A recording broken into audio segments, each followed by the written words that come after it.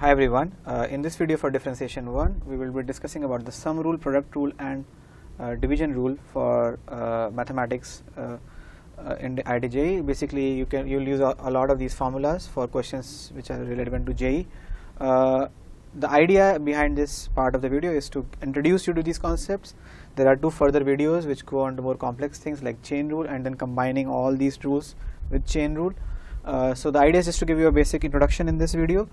So let us start with this. So what is a sum rule? Sum rule means that if you have to sum plus minus, is I am saying that both sum of two function of x and you want to find derivative of the sum, then you can just find derivative of these things separately and then add them. Okay, so let us quickly do an example of the same. For instance, if you have to find d by dx of x cube plus tan inverse of x, then you can just find derivative of these two functions separately, and I hope by now you can very quickly remember the formulas that we have already discussed. So derivative of x cube would be nothing but 3x square and x raised to the power of n minus 1, and tan inverse x is nothing but 1 plus 1 by x square. Okay, so with this you can quickly wrap up the part for like sum. We can very quickly just find the derivatives of functions. Now if you have product, this is very important. If you have a product of two functions gx into fx and you want to find the derivative of the same, then you can take the derivative of the first function and then multiply with second function and then take the derivative of the second function and multiply with the first function. So let us do an example of the same. What if you have been asked to find the derivative of, let me just use the same pen, d by dx of sine inverse x into cos of x. Okay, now you should be able to recall that d by dx of sine inverse of x, so this will be nothing but d by dx of sine inverse of x into cos of x plus d by dx of cos of x into sine of inverse of x. Okay, I mean this should become a practice. I am expanding everything right now because it will be easier for you to understand. So sine inverse of x is nothing but 1 root of 1 minus 1 by root of 1 minus x square, and then into cos of x, and the derivative of cos of x is minus sine of x into sine inverse of x.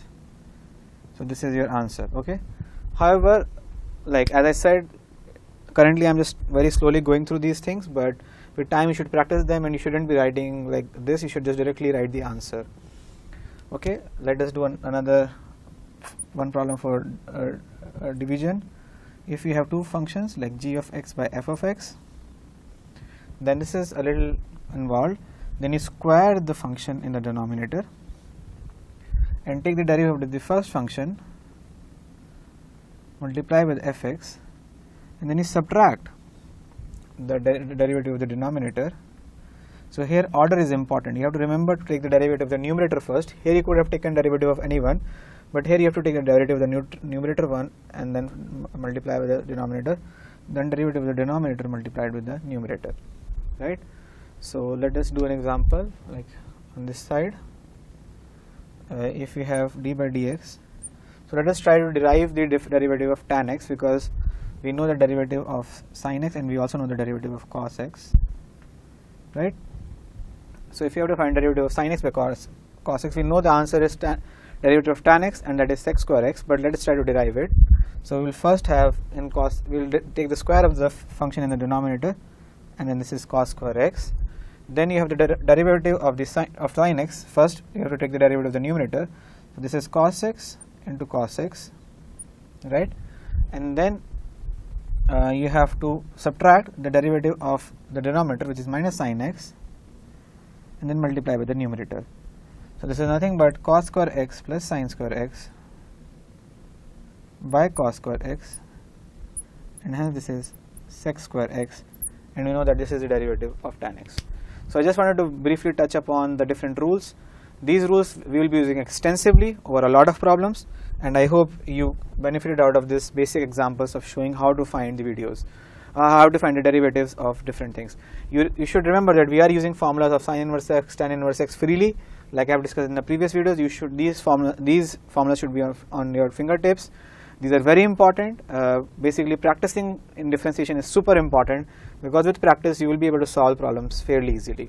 So I hope you enjoyed this video. In the next video we will be talking about the product rule. Thank you.